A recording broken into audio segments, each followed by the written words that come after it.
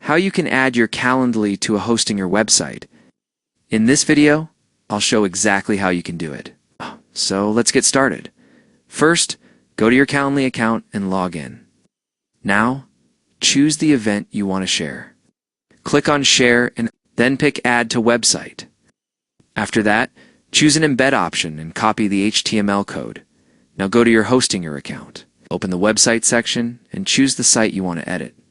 If you're using Hostinger's Website Builder, click Edit. Website. If you're using WordPress, open your WordPress dashboard then. Find the spot where you can add a custom HTML block. In WordPress, use the Gutenberg editor to add the HTML block. Now paste the Calendly code you copied before. Put it where you want it to show on your website after that. Make sure to save and publish your website. And that's it. That's how you can add your Calendly to a hosting or website.